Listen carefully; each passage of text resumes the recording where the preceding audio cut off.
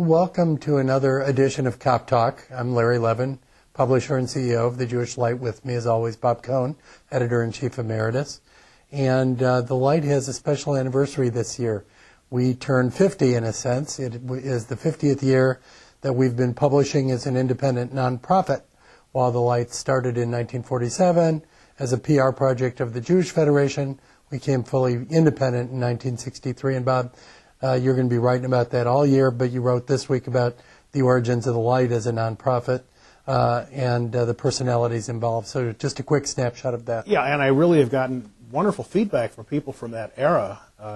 Morris Perlmutter had a very strong, determined personality, and he was able to knock some heads together, some pretty high-powered people, and to get the Federation Public Relations Committee to agree that the Light needed its own board of trustees between the Light and the Federation.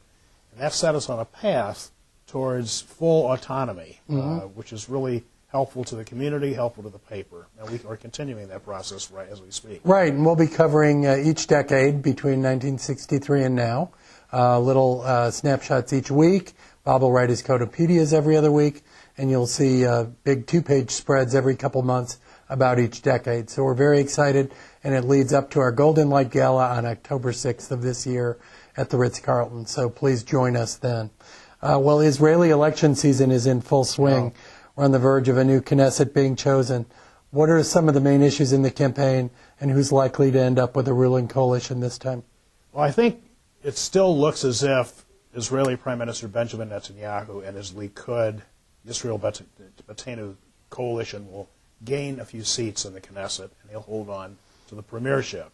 The question is he, after the election, is he going to continue his move towards the far right, or is he going to move more towards the center? And I'm personally not taking a political stance, but it is in Israel after all, hope that he moves away from the kind of ultra-nationalist settler groups that have created their own parties that are anything but willing to compromise.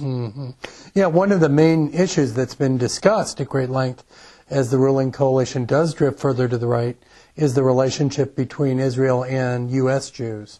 Obviously, Israelis have to do whatever they think is in their own best interest, but do you think we could get to the point where the relationship could be affected at all by who wins in the elections? I think, Larry, we're already feeling and seeing signs of that. It used to be very easy to be pro-Israel, whether you were a Democrat, Republican, conservative, liberal. It was beside the point. We tended to give, not Israel a blank check for everything they decided, but the benefit of the doubt. And I'm seeing less of a willingness on the part of people, especially those who don't like whoever is in power. I've seen it both on the right when Ehud Barak was in power, and I'm certainly seeing it now with the Netanyahu administration.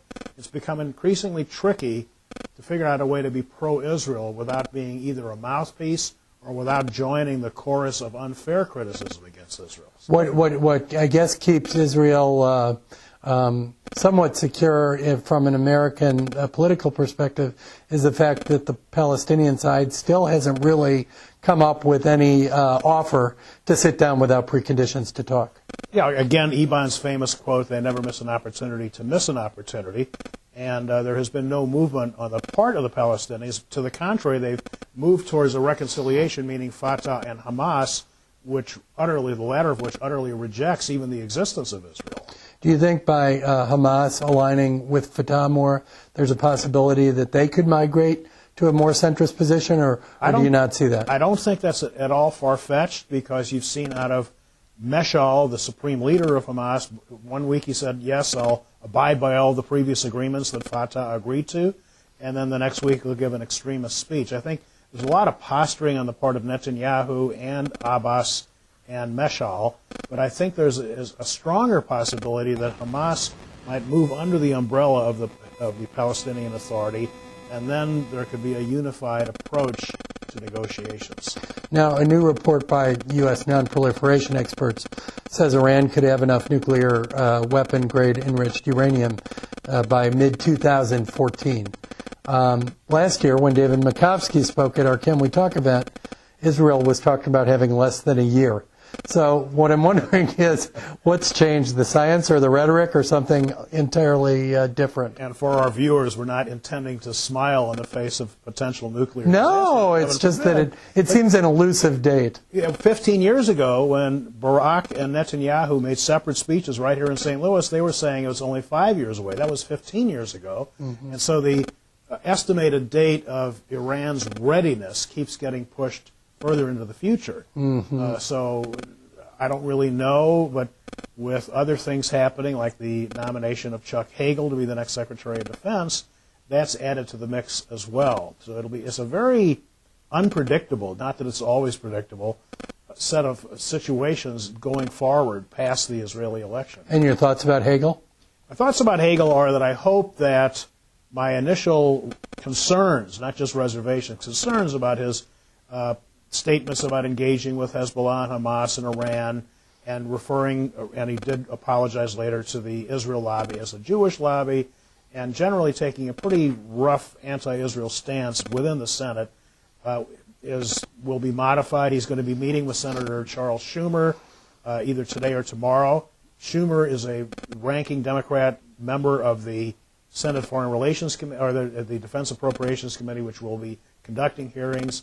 If Schumer's misgivings are allayed, and if Hagel is told in no uncertain terms of some of his prior positions, also some of his domestic positions, his anti-gay positions, cause concern on the left. But I think there's a strong possibility that it'll garner enough votes to be confirmed. And my hope is going forward that he'll be as much of a surprise to the pro-Israel community as was George Shultz many years back. Yeah, I don't see him as being anti-Israel. I see him as being much more, and in some ways like Obama, but much more into the light footprint kind of camp, to be, to bend over backward, to be cautious on intervention abroad, which is very contrary to the Bush administration's, anticipatory doctrine that basically said, if you believe there's going to be something in the near future that might happen that could cause, harm to U.S. interests, it was justification enough. I think the Obama philosophy has kind of erred on the opposite side of the equation. Don't intervene unless absolutely necessary. I think that's more the Hagel approach from my perspective, rather than singling out Israel in particular, among all the countries for any kind of hostile feelings. I agree. During the Carter administration, even before Camp David, Carter had exhibited what many people interpreted as an anti-Israel stance. Certainly since he is a past president, he has been anti-Israel frequently. On the other hand, he was the one who accomplished the Camp David Treaty between Israel and Egypt, which still stands. So we need to keep an open mind. If he is confirmed, Israel will have to work with him. He may even go out of his way to prove that he isn't anti-Israel. And it may be in the hearings that he says some things that get people upset. And that's what hearings are for. They're for the ability to air a candidate and see what people think about them and whether public opinion is garnered that supports their approval. Well, that's about it for this week. Thank you so much. And thank you for watching, and we'll see you again next time on Kop Talk. So long. Thank you.